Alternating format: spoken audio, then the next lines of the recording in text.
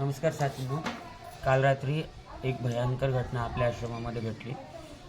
रात्री सुटलेल्या भयंकर वादळामुळे आश्रमातील मागच्या बाजूची एक भिंत कोसळली आणि रात्रीच ती भिंत कोसळल्यामुळे मागच्या बाजूला असणारा जो मानसिक रुग्णाचा आपला विभाग आहे त्याच्या छतावर ती भिंत कोसळल्यामुळे ते छत खाली आलं आणि जवळपास 8 ते 10 जण त्या मलम्याखाली आणि छताखाली रात्री फसून होते.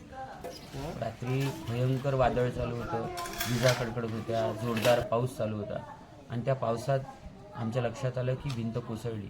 आम्ही सगळेजणं, मी, सगळे साथी, सगळे मुलं मोठे सगळ्यांनी मिळून एवढ्या वादळात ते दृश्य पाहण्यासारखंच नव्हतं. म्हणजे वरून विजा कडकडत होत्या, पाऊस कोसळत होता आणि त्यात आम्ही तो मलमा बाजूला करून त्यातून सर्व लोकांना बाहेर काढत होतो. रात्री जवळपास सगळ्या लोकांना बाहेर काढण्यात आलं. ते सकाळी रात्री 1:30-2 वाजेपर्यंत हे काम चाललं. बाहेर काढल्यानंतर जवळपास 3-4 लोकांना भयंकर इंजुरी झालेली आहे. त्या टिनाचं शेड असल्यामुळे टिना डोक्याला लागून एका ताईचं डोकं मोठ्या प्रमाणात फाटलं होतं. पण मग लगेच रात्री आम्ही त्या सगळ्यांना दवाखान्यात घेऊन गेलो. सुदैवाने इंटरनल इंजुरी कुणालाच नाही आहे. सिटी स्कॅन, एक्सरेमध्ये सगळ्यांना आतमध्ये सगळं नॉर्मल निघालं.